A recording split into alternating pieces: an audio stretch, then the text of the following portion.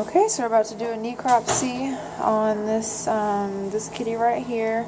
We've gone ahead and gotten our wet table all set up. We've got our instruments kind of in a cold pack just so that we can use them as we need them.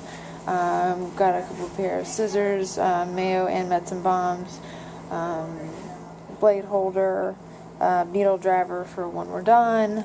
Also got a few different sized containers of formalin, so that when we take our tissue samples, we can put them in there and put them in appropriately based on the size and the amount of formalin in the jar. Also has some suture. We've got some blades, and then these are for cutting through some bone so that we can get into the chest cavity. As far as personal protection, I have on a cap, and I also have on a mask. I also have a gown, and then I'm also gloves, so that, and as is the doctor, she is also appropriately clothed so that we can go ahead and do this necropsy, so that we are remaining safe at this point, just because we don't know much of the history on this cat. Okay, we're good. Okay, so we have this kitty. Jessica's already shaved and has her prepared for the necropsy. This animal was actually obtained from our local shelter. So all we know is that she was a feral kitty. And just on gross inspection of her skin, we can see that her teats are engorged, and she does have some milk that is coming from them. So I suspect that she had a recent litter. Or is currently pregnant. Just palpating and kind of feeling inside of her abdomen, her intestinal loops feel very thickened, very thickened and ropey. So we'll definitely want to pay attention to that when we get inside. Okay. You can actually see this kind of poking through right here, and that is actually lymph node, and then this right here is actually a piece of intestine that we can actually visibly see through her abdominal wall. That's how thick it is. Okay, so I'm going to ask Jessica to hand me a blade. With most necropsies, we tend to start in the chest cavity first, and of course where and what we're looking for kind of depends on the history of an animal. If this animal had presented that, particularly with a cat, that the owner had just found that she just passed away and they don't know why, we definitely would want to start with the chest to look for heartworms, which is a very common presentation in a cat that we just find suddenly death, or heart disease in general. So Jessica's getting me a blade together.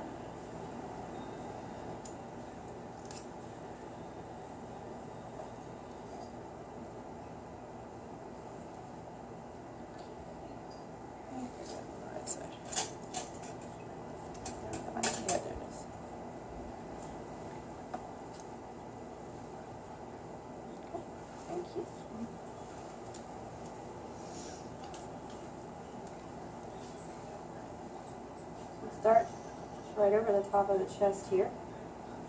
I'm just going to go ahead and extend my skin incision all the way down the abdomen. Of course, we've got to have a little bit of milk in our way there.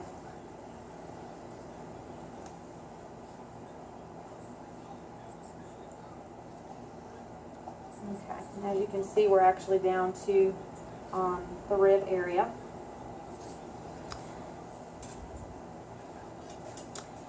If you will hand me those bone cutters, I'm going to just start by making a little stab incision to kind of get us started.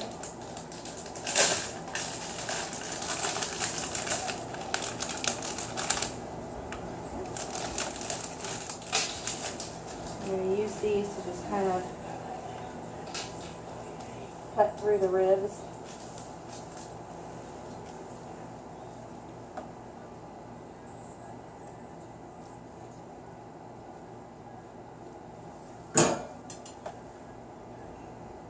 Get through some of that muscle. I'm just going to kind of cut right along the sternum. It's a little easier to get through them.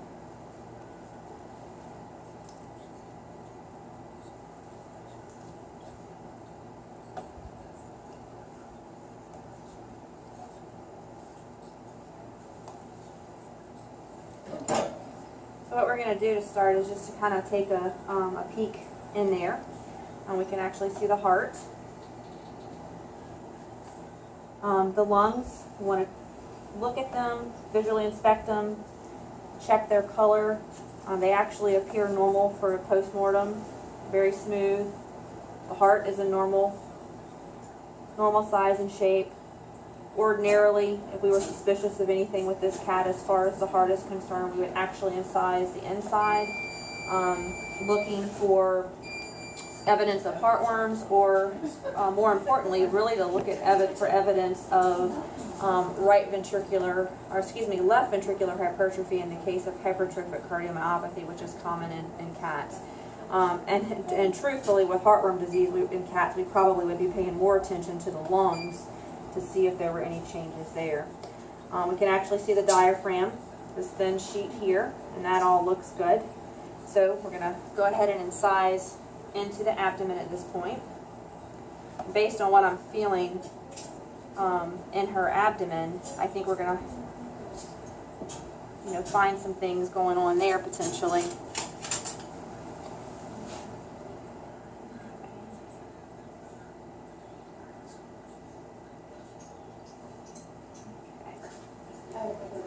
I am going to incise back this way a little bit.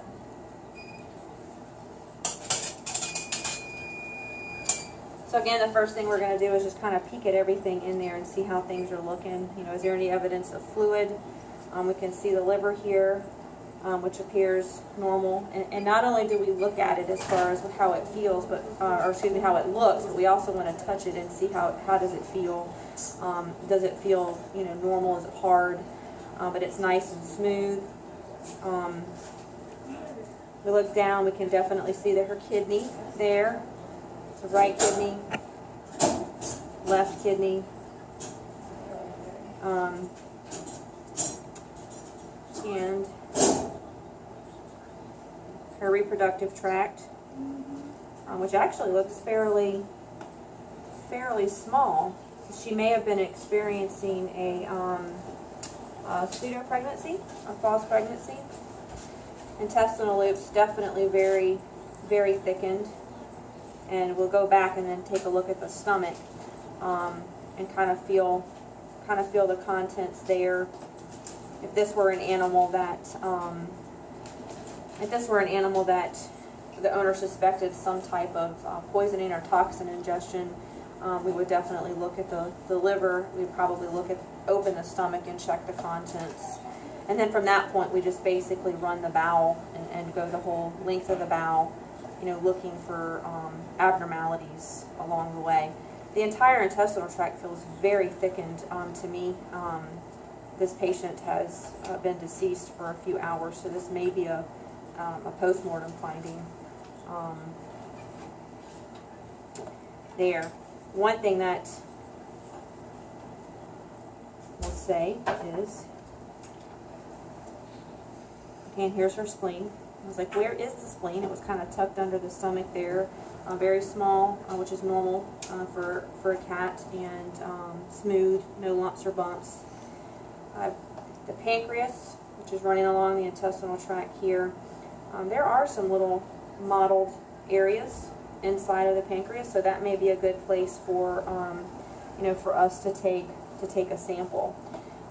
That could be a normal finding, but we'll submit that for histopathology in order to be able to tell.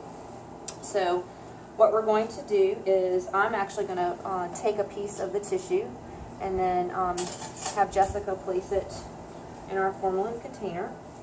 And I'm going to try to get a piece here that is representative with those little whitish dots there.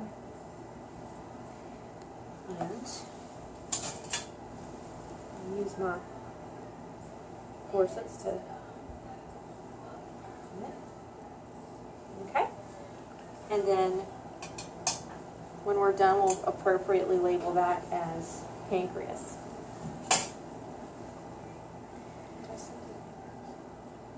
Pancreas. And now we're going to actually look, since these intestinal loops feel so thickened, we'll actually get a piece of small intestine here.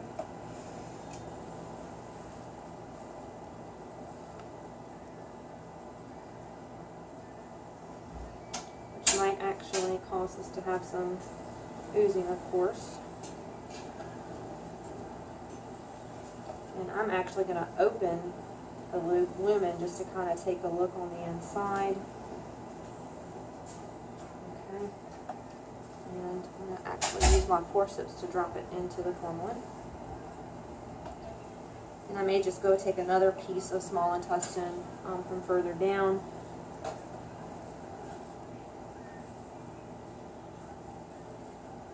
So there's the cecum just working back. We'll get a piece of ileum here, to have a representative piece from a couple of areas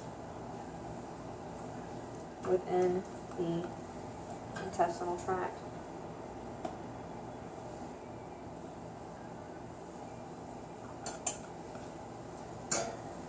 Urinary bladder looks fine.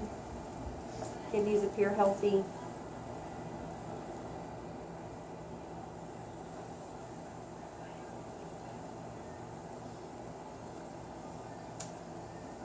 And the gallbladder, kind of forgot to take a look at him when we were up there, but his gallbladder's actually small, not full, no problems there. It does feel like there's a good bit of food in the stomach, but nothing hard or firm. Okay. So now we're just going to replace the abdominal contents, and we are going to close the defect before sending the kitty to be cremated.